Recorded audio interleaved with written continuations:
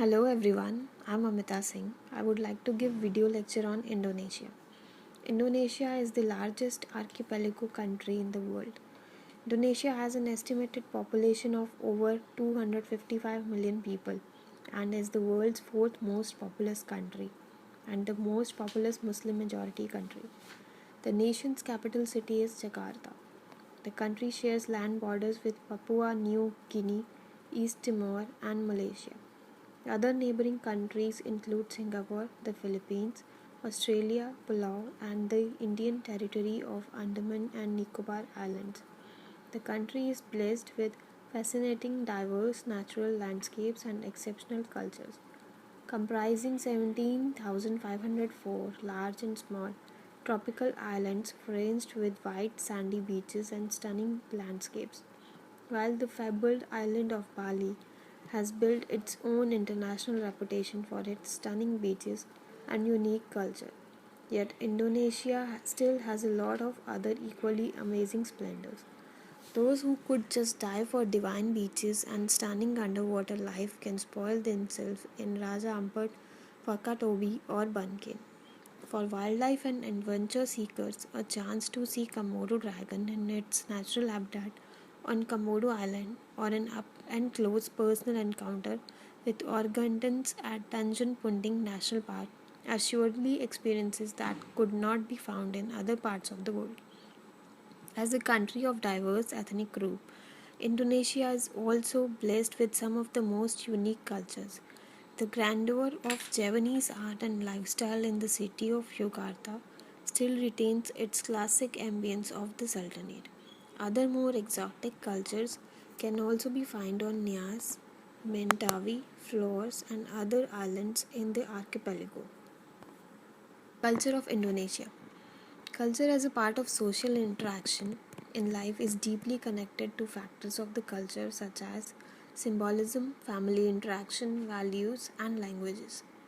The culture of Indonesia has been shaped by long interaction between original indigenous customs and multiple foreign influences. Indonesia is centrally located along ancient trading routes between the Far East, South Asia, and the Middle East, resulting in many cultural practices being strongly influenced by a multitude of religions, including Hinduism, Buddhism, Confucianism, Islam, and Christianity, all strong in major trading cities. The result is a complex cultural mixture very different from the original indigenous cultures. Western cultures have greatly influenced Indonesia in science, technology, and modern entertainment such as television shows, film, and music, as well as the political system and issues.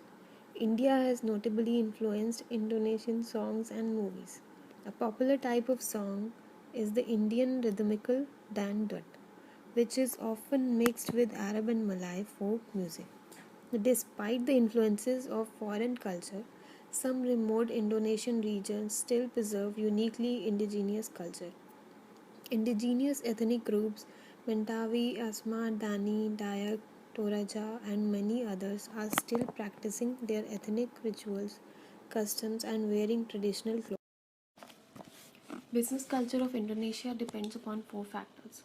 First, relax and don't be pushy. Time is relative in Indonesia. In Indonesia, people use the thinking of the right time for important issues. Second, always try to reach a consensus.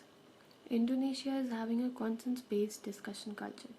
Decisions are made based on long lasting decisions and consultations between business partners. Third, yes is not always yes. When talking to Indonesian business partners, you may get the feeling that everything you say is absolutely right and everybody agrees to your ideas and proposals. Be aware that there are different levels of yes. Fourth, friends first, business later. For Indonesians, it is very important to have a good and solid friendship with somebody before doing business. Political system of Indonesia. Indonesia's republican form of government includes an elective legislature and president. Indonesia has 34 provinces, of which 5 have special administrative status. Politics of Indonesia takes place in a framework of a presidential representative democratic republic, whereby the president of Indonesia is both head of state and head of government, and of a multi party system. Executive power is exercised by the government. Legislative power is vested in both the government and the two people's representative councils. The judiciary is independent of the executive and the legislature. The governmental system has been described as presidential with parliamentary characteristics. The highest state institution is the People's Consultative Assembly (MPR), whose functions previously included electing the president and vice president, establishing broad guidelines of a state policy, and amending the constitution. The 695-member MPR includes all 550 members of the People's Representative Council (DPR) plus 130 regional representatives elected by the 26 provincial parliaments and 65 appointed members from a societal groups. The DPR, which is the premier legislative institution, originally included 462 members elected through a mixed proportional or district representational system, and 38 appointed members of the armed forces and police.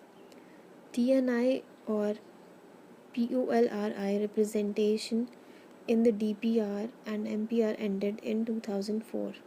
Societal group representation in the MPR was eliminated in 2004 through the further constitutional change. Economy of Indonesia. Indonesia has a mixed economy with both private and government enterprises. A member of G20, Indonesia has the largest economy in Southeast Asia and classified as a newly industrialized country. Indonesian economy is the world's 10th largest by nominal GDP.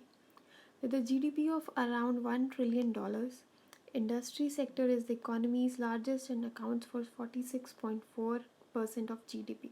This is followed by services 38.6% and agriculture 14.4%. However, the service sector has employed more people than other sectors, accounting for 48.9% of the total labor force. This has been followed by agriculture 38.6% and industry 22.2%. Tourism sector contributes to around 9 billion US dollars of foreign exchange. Indonesia is ranked as the fourth largest among goods and services export sectors. Indonesia has generous natural resources including crude oil, natural gas, tin, copper and gold. Its key imports include machinery and equipment, chemicals, fuels, foodstuffs.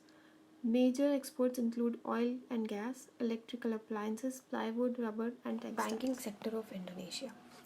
There are 120 commercial banks in Indonesia, 4 state-owned banks and 117 private banks. 2 of the state-owned banks have Islamic banking units.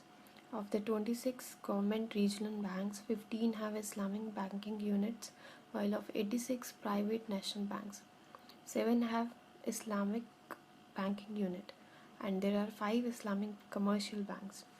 Bank of Indonesia is the central bank of Republic of Indonesia. Formerly, the finance minister is the current governor.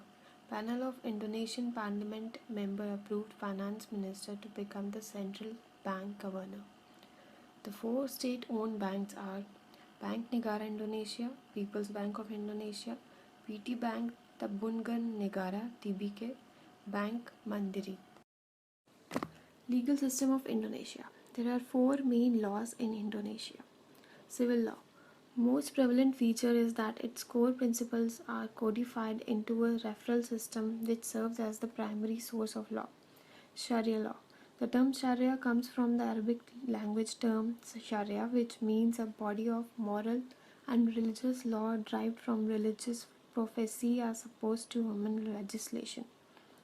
Roman Dutch law is an uncodified scholarship-driven, judge-made legal system based on Roman law. Animism, used in the anthropology of religion as a term for belief system of some indigenous tribal people, especially prior to the development of the organized religion. While in India there are five main laws. Criminal law. The Code of Criminal Procedure governs the procedural aspects of the criminal law. Contract law. It governs entrance into contract and effects of breach of contract. Labor law. Indian labor law are among the most comprehensive in the world. Constitutional and administrative law. It provides details of the administration of both the union and the states and codifies the relations between the federal government and the state governments. Tax law. Indian tax law involves several different taxes levied by different governments. The judiciary system of Indonesia. There are three courts that are same in both the countries, India and Indonesia. Those are Supreme Court, High Court, and State Court. In Indonesia, there are three more courts. The Constitutional Court rules over the disputes concerning the Constitution of Indonesia as well as the matters involving elections and political parties. Religious courts are for Muslim citizens to resolve matters such as marriage, inheritance, and property donated for religious purposes. State administrative courts. They rule in disputes involving the state officials or bodies, both at the center and in the regions. While in India there are two more courts. The District Court of India are established by the state governments in India for every district or for one or more districts. Village courts called Lok Adalat, People's Court or Nyay Panchayat, justice of the villages. Human resource management in Indonesia. There are four practices to perform HRM functions.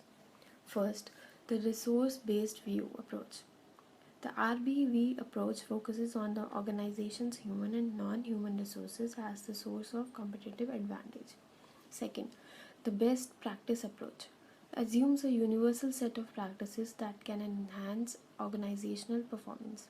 Third, the behavioral approach focuses on the employee's role and behavior as a mediator between strategy and firm performance. Fourth, the cybernetic system approach, an input throughput output model based on cybernetically open systems. Change management principle in Indonesia. First, lead the culture. Means culture is everything. Second, start at the top. Change management initiatives start at the top. Third, involve every layer. Strategic planners often fail to take into account the extent to which mid level and frontline people can make or break a change initiative. Fourth, make the rational and emotional case together. Human beings respond to calls to action that engage their hearts as well as their minds, making them feel as if they are part of something consequential. Fifth, act your way into new thinking. People will begin to shift their behaviors once formal elements like directives and incentives have been put in place. Sixth, engage, engage, engage. Powerful and sustained change requires constant communication. Seventh, lead outside the lines. The company's recognized leaders is more formal and is related to their expertise. Eighth, leverage formal solutions. Many companies fall short in this area. Ninth, leverage informal solutions. Even the formal elements needed for change are present. The established culture can undermine them if people revert to long held but unconscious ways of behaving. 10th, assess and adapt. The survey revealed that many organizations involved in transformation efforts fail to measure their success before moving on.